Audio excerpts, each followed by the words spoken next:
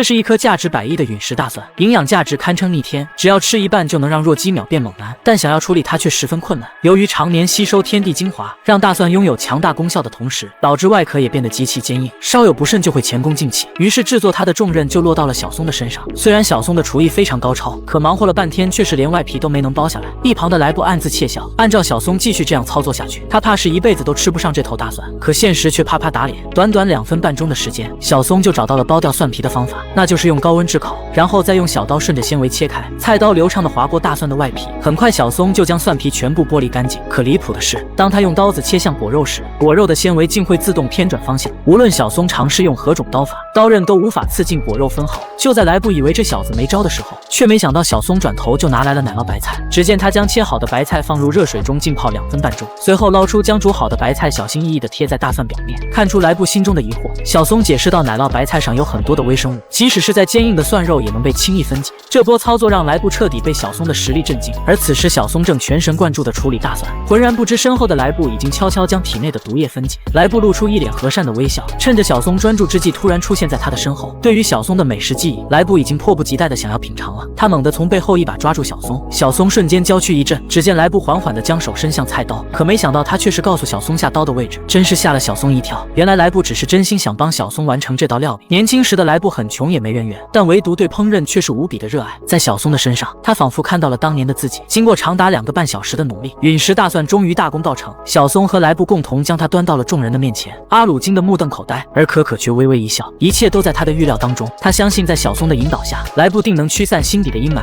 重新找回作为厨师的初心。当巨型锅盖掀开的那一刻，众人全都亚麻呆住了。陨石大蒜虽然已经小了很多，却依然庞大的让人无从下口。话音未落，只见大蒜的顶端留下一滴金黄色液体，下一秒大蒜如同炮弹一般冲向云霄，在夜空中绽放出无比绚烂的烟花。看到这一幕的众人都露出了幸福的笑容。伴随着绚烂的烟花过后，一颗金色的流星缓缓落入盘中，而这才是陨石大蒜真正的本体。待烟雾散尽，大蒜也非常懂事的自动分成大小相同的5份。几人迫不及待的各自拿起一半，可小松突然发出一声尖叫，难以置信，刚刚还弱鸡无力的小松竟瞬间变成了肌肉猛男。不只是小松，吃下蒜瓣的众人肌肉一个比一个夸张，最离谱的当属可可，这身腱子肉恐怕范马勇次郎看了都自愧不如。阿鲁见状也迫不及待地吃下蒜瓣，这一刻他的大脑轰然炸开，这味道简直比顶级的和牛还要美味1万倍。就在众人为身体的巨变而欣喜若狂时，莱布却若有所思。最终他决定将美食赌场托付给阿木去管理，而他自己则要踏上寻找真正厨师之路的旅程。以上便是本集的全部内容，接下来再补充一些细节。陨石大蒜是一种处理起来十分棘手的珍贵食材。小松先用高温炙烤软化外壳，再用奶酪白菜包裹，利用乳酸菌等微生物的酶解作用分解坚硬纤维，完美呼应了现实中酶解嫩化的科学原理。大蒜化作烟花后分裂成5份，吃下后因美食细胞的剧烈反应集体暴衣变猛男。这里最搞笑的却是可可，平时最冷静沉稳的他，肌肉维度直接夸张到比肩刃牙里的范马勇次郎。最后莱布将赌场交给副手阿木，自己卸下重担去旅行，重新追寻为他人带来幸福的料理初心。这是对他角色的温柔升华。作者借美食告诉观众，顶级料理从不只是技术较量，更是对食材的敬畏，对同伴的信任，以及对初心的回望。这是一条价值10个亿的河豚精，想要品尝它的极致鲜美，就必须先将其体内的毒囊完整取出。稍有差池，河豚精的毒囊就会破裂变成废品。更棘手的是，每条河豚精的毒囊位置都不一样，所以拆除毒囊的难度堪比拆定时炸弹。全世界能够成功取出毒囊的也不超过3人，并且这种鱼的胆子特别小，在捕捉时一旦不小心惊吓到它，那它的毒囊就会瞬间破裂死给你看。正因如此，河豚精才成为所有美食家梦寐以求的食材。阿鲁和可可2大天王联手，耗时2个半小时也才仅捕获10条，单条河豚鲸鱼的价值约1亿元。若能够完整的取出毒囊，那身价将会瞬间翻上10倍。反之，一旦取出失败，便会分文不值。可可拿起匕首，小心翼翼地划开鱼腹，不料下一秒他就损失了一个小目标。可可体力耗尽，只能让小松来试一试，毕竟小松是专业厨师。さばく順序は僕が指示するから自信持って。いいんですか？小松顿时兴奋不已，他做梦都没想到自己竟有机会解剖这种传说级食材。但可可接下来的话又让他心头一紧。河豚精在产完卵后已经游回大海，所以对他们来说，现在只剩下9次机会。如果失败了，小松的下场可想而知。听此，小松不敢怠慢，他从背包里取出刀具，刀身上散发出温润的光泽，一看就是绝世宝刀。随后，小松拿出一只河豚精，按照可可的指引开始下刀。因为每只鱼的毒囊位置都不一样，所以解剖的顺序也不相同。只见菜刀流畅地划过河豚精的身体，每一步都小心翼翼，不敢有一丝偏差。小松紧张的冷汗直冒，这操作和拆炸弹没什么区别，可意外还是发生了。在切到鱼鳃的时候，小松一个手抖，河豚精就瞬间毒化了。不出2分半钟的功夫，小松就已经造成了8个亿的损失，眼前只剩下最后一条河豚精了。可可让他不要慌，如果这次失败了，就把他的手剁下来，为了以后还能奖励自己。小松也豁出去了，果断一刀切开了河豚精的身体，毒囊也终于显露在众人的眼前。随后，小松屏气凝神，轻轻地拨开一颗颗毒线，最后一把将完整的毒囊给扯了下来。取出的瞬间，河豚精通体变成了金黄色。经历了长达2个半小时的鏖战，小松终于成功了。高端的食材往往只需要最简单的烹饪方式。小松将河豚精片成了银白的刺身，阿鲁一筷子夹起5个小目标送入口中，这味道简直堪称凤髓龙肝，宛如顶级的和牛和金枪鱼的完美交融，越嚼越香，根本停不下来。突然，阿鲁娇躯一震，下一秒他的肌肉急剧膨胀，浑身的疲惫霎时烟消云散。正当众人酒足饭饱之际，突然一个通体漆黑的鸟人从水底钻出，全身散发着死亡的气息。仅仅只是和阿鲁对视了一眼，就让2人应激进入战斗模式。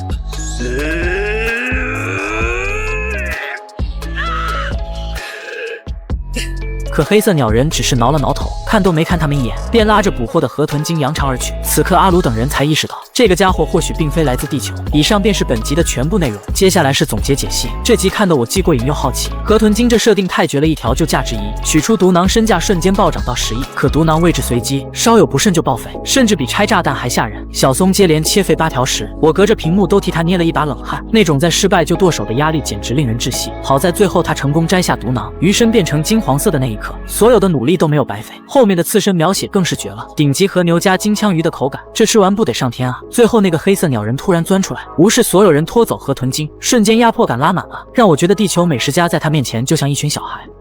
中医和西医到底哪个更厉害？这个老中医只是在黑杰克的身边经过，便瞬间判断出他是个经常给病人做手术的外科医生。还是不要太依赖手术跟药这些东西，那些都没什么用。老中医认为，人的身体不能随便切开又缝上，无论是野兽也好，还是飞鸟也罢，它们就算是生病了也不会动手术，而是依靠自身的自愈能力来让自己恢复。显然，老中医的理念与黑杰克截然不同，而黑杰克也并没有追问。随后，他来到患者的家中，可令他没想到的是，原本已经病入膏肓的少年，此刻竟然奇迹般的恢复了。黑杰克满心疑惑，见状，病人的母亲告诉他，刚才家里来了个奇怪的老头，进门二话不说就直接给少年针灸。神奇的是，没过多久，病人就开始吃饭了，而且精神状态也好了很多。黑杰克听后沉默许久，看来那个奇怪的老头应该就是方才路过的老中医。没想到他虽双目失明，却能凭鼻子嗅出病人身上的气味，并且还能准确地判断出病因，对其进行治疗。治疗完后，他也不收任何费用，而是顺着气味去寻找下一位患者。更令人称奇的是，所有被他扎过的病人竟然都在3-4天之内完全康复了。听完这些，黑杰克终于坐不住了，他找到老中医，并明确告知对方，无论怎么扎针治病都和自己没关系，但请他不要随便的动我的病人。听到这话的老中医微微一笑，他只知道救死扶伤是他的职责，至于是谁治好的他可不管那么多。难道作为神医的职责不就是救死扶伤吗？他只是跟随着鼻子的气味去寻找患者。既然黑杰克那么怕自己抢他的病人，那何不用你自己的医术抢在我的前面把病人治好呢？黑杰克还想反驳，可转瞬间老中医就被一群病人家属团团围住，他们都是听闻其医术高超，想请他上门进行治疗的。然而老中医却没有答应，因为他又闻到了病症更加严重的患者，于是便果断地跟随气味来到那户人家。而这个小女孩自然也是黑杰克的病人，可老中医不顾劝阻，还是给女孩扎了一针。但也正是这一针出现了意外。得知此事后，黑杰克立马找到老头，他承认老中医的医术十分高超，但他却质问道，知不知道这究竟是什么患者？我问你，你在这之前到底给多少个人针灸过？至少也有个2-3千人吧。只有2-3千人吗？这其中难道没有出过错吗？你说。我怎么可能会出错呢？那么我想，这次将会是你第一次的失误。下一秒，黑杰克拉着老中医来到女孩家中，而此时的女孩蜷缩在地上，浑身止不住的颤抖。直到黑杰克给她服下镇定药物后，女孩才勉强平静下来。原来女孩的病症是重度肌无力，老中医的针灸确实是扎对了穴位，但他却忽略了一点，除了肌无力，女孩还患有严重的针头恐惧症，所以黑杰克才一直没有给她打针，而是选择了喝药保守治疗。老中医的这次失误全然源于他过于自信。听完黑杰克的话，老中医默默低下了头。看来无论是中医还是西医，一都需要对症下药。当天晚上，老中医来到黑杰克的家中，对着他的脚就来了一针。原来在第一次见面时，老中医就闻出了黑杰克的肠胃不太好，于是直接一针帮他解决了问题。见此，黑杰克也对老中医深表感谢，并承诺日后若老先生生病了，来找他手术可以免费。嘿嘿，那就谢谢你了。不过这一点你不用担心，我有毛病就会给自己扎一针。以上便是本集的全部内容，接下来是总结解析。这部作品之所以经典，恰恰因为它没有贬低任何一方，而是精准展现了中西医各自的天花板和边界，两者的厉害其实分处在不同维度。黑杰克的核心优势在于明确的病理诊断和危急干预，能准确识别气质病变与心理禁忌，是科学防线；而老中医的绝活在于动态的整体观和调动自愈力，凭气为针，9条气血，善治功能紊乱与慢性虚损，但经验疗法亦忽视个体盲区。正如老中医误判针头恐惧症，暴露了传统医学精细分层之短板。故事结尾，两人互赠免费医疗，寓意极深，二者非对立，实为互补。急重症靠西医攻坚，康复调养靠中医固本。现实中最顶尖的医疗思维早已不是2选1，而是整合医学才是最优解。这是一枚价值1个亿的美食金币，入口香甜丝滑，好吃到让人根本停不下来。而它不仅是美食赌场里的筹码，更能在饥饿时直接作为食物补充能量。阿鲁没有丝毫迟疑，直接拿出了无限金额的美食黑卡，随手一刷就简简单单爆出了10亿金币。美食金币就像白菜一样堆得满地都是，但相比于阿鲁的阔气张扬，可可则是低调了许多。他只换了1枚金币，但这1枚的价值就高达1000万。阿鲁看的口水都要流了出来，可可却表示这枚金币不能吃，因为他要拿着这枚金币去干一件大事。很快，一行人来到百面老虎机前，顾名思义，这台机器拥有超过100种的图案，每秒钟就能够转动上千次。只有当按下后出现的图案完全一致，才能赢取赌场的终极大奖。可可淡定地坐在老虎机的面前，只见他将那枚价值1000万的金币缓缓投入。下一秒，老虎机的所有面都开始转动起来，速度快到直接让小松亚麻呆住了。普通人根本看不清上面都闪过了什么，可可却微微一笑，随后把目光精准锁定在高速旋转的机器上。原本还眼花缭乱的图案，此刻在他的眼里就如同慢动作回放一般。可可没有丝毫犹豫，当机立断地按下了按钮。1个鸡腿，2个鸡腿，3个鸡腿，随着一个个相同的鸡腿图案整齐出现在同一条直线上，围观的吃瓜群众也开始躁动起来。可越到后面，老虎机的转速也就越快。阿鲁提醒可可要谨慎，可可却面不改色，手上的速度反而变得更快了。在小松震惊的目光中，转盘终于来到了最后一拳。可可微微皱眉，随即果断地按下按钮，依旧是鸡腿。全场瞬间爆发出震耳欲聋的欢呼，这是美食赌场创建以来第一次有人赢下终极大奖。不过可可却是对大奖不感兴趣。不出所料，他们的举动已经引起了赌场的注意。工作人员反复回放刚才的监控画面，严重怀疑可可等人出老千了，可结果却没有发现任何破绽。如果再任由他们这么玩下去，赌场马上就会破产。得知消息的赌场老板来不缓缓起身，对于4大天王中最强2位的到来，他的嘴角竟流出了一丝垂涎。由于可可等人赢得实在太多，赌场只能把奖金兑换成了顶级食材。这时工作人员恭敬地走来，邀请众人前去 VIP 包厢，因为那里才是真正的天堂。可可微微一笑，一切都在他的计划之中。众人跟随着工作人员来到了一幅画前，随着对方按下隐藏的开关，一条暗门悄然出现在众人的眼前，只要通过这里就可以到达 VIP 包厢。据领头的小弟所说，在 VIP 的包厢里最小的赌注就是人命。当小哥拉开帘幕后，一个男人突然捂着嘴巴痛苦地跪倒在小松面前。小松下意识想上前搀扶，可下一秒男人的皮肤就变成了深紫色，显然是中了剧毒的反应。当他们走进大厅内部，果然和外面截然不同，有人正从满是鲨鱼的水池上方走独木桥，还有人拿着斧头大战吃人西瓜，甚至还有人被迫和3眼巨牛比奔跑速度。而这些人都是赌桌上的活筹码，他们都是因欠下巨额债务，只能通过以身入局的方式妄想一夜翻身。接着小哥将众人带到了一张赌桌前，桌子上摆放着一串剧毒蓝莓，这种蓝莓每串有10颗，但是只有1颗含有剧毒，规则和俄罗斯轮盘如出一辙。小哥笑着让可可也来试试，可可微微一笑，这种小把戏对他而言完全没有压力。身为毒属性能力者的他早就百毒不侵，可突然一个巨大的身影骤然笼罩住所有人，强大的压迫感瞬间弥漫开来。来者不是别人，正是赌场的终极大 buff F。以上便是本集的全部内容，接下来再补充一些细节。这座赌场的设定本质是一个用美食包装的资本猎场，核心逻辑分为3层。第一层是货币通缩，筹码即食物且价值悬殊，把吃和赌捆绑，让饱腹与输赢互为陷阱，模糊了生存需求与贪婪欲望。第2层是分层收割，老虎机看似公平，但 VIP 暗门后赌注却直接变成人命。鲨鱼死斗等项目暴露了赌场的真实面目，只求观赏人在绝境中的挣扎取乐。第3层是绝对掌控，老板明知可可2人是4大天王，还主动设下蓝莓赌局，证明所有赌局都是为他俩量身定做的试探。这里最小的筹码是人命，最大的筹码则是强者本身。赌场的最终目的是把强者也变成赌桌上的菜饼。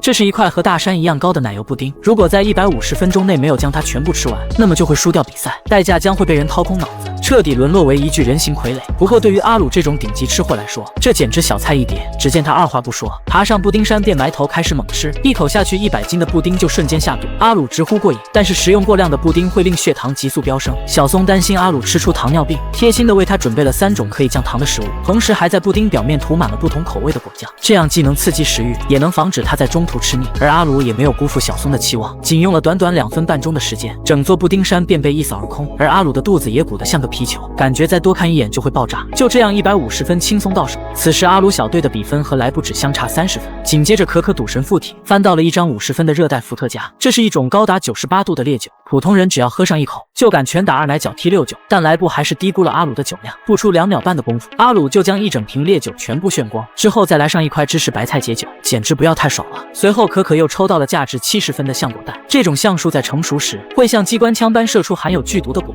一旦不小心被击中，那就只能坐等全村开洗了。可对于4大天王中最强的阿鲁来说，这都不算事，当场表演了一出100%空手接子弹。待烟雾散尽，所有的橡果子弹被阿鲁尽数接住，最后经过小松简单的烹饪，阿鲁一口气将它们全部吃光。至此阿鲁小队的比分来到310分，直接反超了莱布90分。可莱布却丝毫不慌，反而是盯着小松的脑袋直流口水。他很清楚，若是没有小松高超的烹饪手艺，阿鲁根本不可能吃下那么多有毒的食物。他已经迫不及待想品尝一下小松的小脑袋瓜了。接着该轮到莱布选牌，他先是抽到了价值70分的巨石鼹鼠，操起菜刀就将其大卸8块，接着丢进锅中开始红烧。2分半后莱布擦了擦嘴，70分就这样轻松到手，来不及庆祝。接下来登场的是含有剧毒的沼泽蜥蜴，这家伙外形丑陋，而且体内含有大量的剧毒，处理稍有不慎便可能成为3嫂的盘中餐。但莱布依旧是刷2刀，随后丢进锅里开始慢熬，凭借极致的烹饪手艺，再次轻松拿下150分。而莱布的第3张牌竟然是蒜香帝王蟹，高端的食材往往只需要最简单的烹饪方式。莱布一口嗦下蟹肉，不负吹灰之力，200分就被他收入囊中。此时两队的比分已经相差330分，若再不做出调整，阿鲁小队就只能卷铺盖走人了。可可压力山大，但阿鲁却让他大胆的翻牌，无论是什么食材他都吃得下。经过一番思考过后，可可翻开了下一张牌，结果是一张价值180分的电绿香蕉，可第2张牌却是一只龙虾蟹。根据比赛的规则，如果2张食材图案不一样的话，那么接下来的翻牌权将移交给对方。以可可的能力，绝对不可能犯这种低级错误。就在众人疑惑不解时，殊不知可可早已看透了游戏的本质。这场比赛获得高分未必能赢，只有活到最后才是制胜的关键。他想利用场上剩下的有毒食物让莱布暴毙，可事情哪有这么简单？作为从无败绩的赌场大佬，莱布早就猜透了可可的小心思，为此他早就在比赛前戴上了可以透视的隐形眼镜，所有纸牌的点数和食物他都看得一清二楚。接着莱布开始翻牌，先是长得像大脑的巨刺海胆，接着是外皮比钢铁还坚硬的岩石土豆，最后是比电力香蕉更刺激的闪电柠檬。但莱布只是随手一捏就将柠檬吞下，分数已经飙升至930分，而阿鲁小队仍停留在310分。可这还不是最绝望的，接下来可可竟又翻出了2张不一样的牌，这下阿鲁等人彻底坐不住了。可莱布却没有丝毫手下留情，他接着又翻出了40分的蜘蛛蚁、20分的泡泡鱼以及200分的黄金基围虾。将这些食材全部吃下后，莱布的总分已经高达1190分。如此悬殊的差距，让莱布自觉已经胜券在握。而接下来就该轮到可可反击了。第1张牌他翻出了30分的龟甲蟹，阿鲁摩拳擦掌，上去就是一发17连钉拳，直接打得龟蟹想要回家找妈妈。2分半后，一盘香喷喷的蟹肉被端上了餐桌，阿鲁一扫而光，却只获得了可怜的30分。如今桌面上仅剩下10张左右的牌，想要追平比分，除非奇迹发生。可可继续翻牌，竟然是剧毒土豆，这下是彻底凉了。这种土豆的毒性甚至比河豚精还强100倍，普通人只要闻一下就会当场暴毙。可可面色沉重，为了阿鲁的小命着想，他选择了10号鬼王牌樱桃炸弹。这种樱桃别说是吃了，稍微受到一点风吹草动都会产生剧烈的爆炸，威力堪比广岛小男孩。由于可可已经连续翻错2张牌，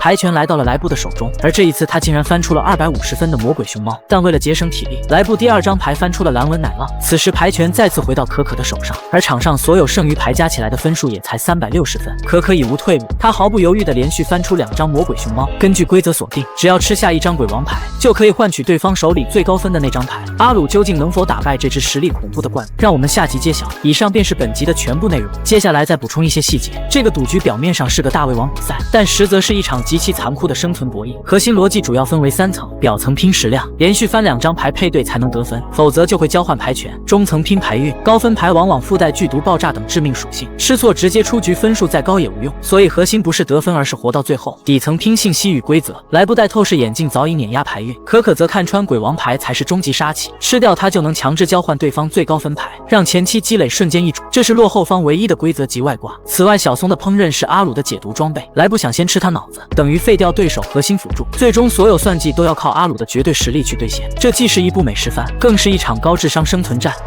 这是一碰就会爆炸的硝基樱桃，若想品尝它的美味，就必须要在6度的油里进行切片。小松吓得冷汗直流，双手也开始不停的颤抖。他小心翼翼地切开外皮，丝毫不敢刺激到里面的果肉。可一想到樱桃炸弹的爆炸威力，下一刀他实在无法继续。此时时间只剩下2秒半钟，就在这最后关头，阿鲁猛地冲了进来，一把抓起樱桃整个吞下，炸弹在他的胃里发生爆炸，他口吐黑烟跪倒在地，五脏六腑都在剧烈的燃烧。见此，莱布十分得意，可下一秒阿鲁竟重新站了起来。在他看来，食物没有好坏之分，皆是大自然赐予的恩惠。因为吃下了爆炸樱桃，阿鲁小队获得了10分，按照规矩可以交换任意一种鬼王级食材。他用250分的魔鬼熊猫换来了对方200分的闪电柠檬。众人听后直接亚麻呆住了。如果莱布接受交换并打败熊猫，那阿鲁小队就可以直接卷铺盖走人了。可莱布却是一脸的阴沉，虽然他能够打败熊猫，但为了节省体力，还是选择了放弃。而阿鲁也拖着受伤的身躯，硬生生的吃下10万伏特的闪电柠檬，比分直接反超。可赌局还没有结束，这一轮莱布上来就抽到了180分的电力香蕉。虽然这是吃下一口就少活2年半的食材，但是莱布却凭借独特的烹饪手法轻松化解。在吃掉了电力香蕉后，莱布的分数再次反超130分。此时场上剩下的所有食材加一起也只有80分，就算阿鲁小队将他们全部拿下，也不可能超过莱布。莱布自以为胜券在握，所以他故意放水选错牌，把所有的食材都留给了吃货小队。可可连续选了3种低分食材，阿鲁全部吃光，但是和莱布还相差60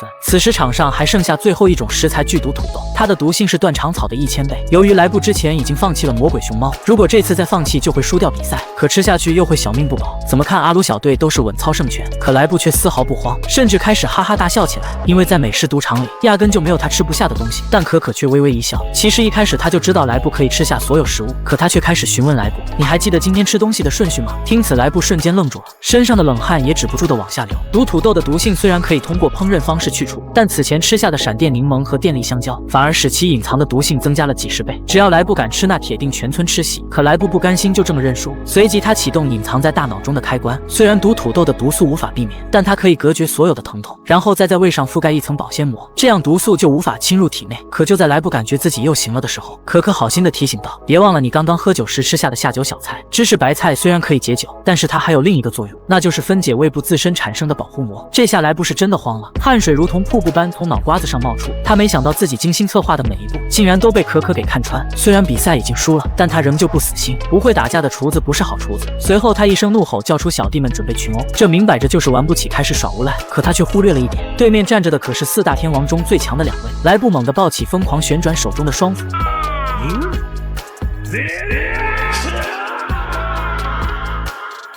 可仅是一个照面就被魔化后的可可轻松解决，这下是彻底老实了。失败后的莱布不再嚣张，他带着阿鲁等人来到大脑储藏室，这里存储着全世界50%的美食记忆，而阿鲁要找的陨石大蒜也在其中。正当阿鲁发愁这么多的脑子要找到猴年马月时，一旁的伙伴兴奋地告诉他，真正的陨石大蒜就在眼前。以上便是本集的全部内容，接下来再补充一些细节。这场美食赌场之战表面上是分数博弈，但内核是存在主义较量，其中暗含3重深意。第一层信仰之争，阿鲁视食物为自然恩赐，用身体接纳爆炸樱桃，而莱布将食材量化为分数，最终被食物相克反噬，暴露出功利背离的本质。第2层因果之恋，可可的预知非窥未来，而是编织因果链，让莱布每步皆为中毒埋下伏笔，预示人生无偶然，全是累积。第3层直面痛苦，莱布用科技屏蔽疼痛，视为自欺，阿鲁承受灼烧跪地却坦然站起，全是强大源于直面苦痛而非逃避。总结这场对决的本质，是用头脑算计败给了身体承受。作品界美食提醒我们，生命中的终极宝藏无需外求，当你停止用分数去衡量，转而用感恩和勇气去直面时，它自然就会出现在眼前。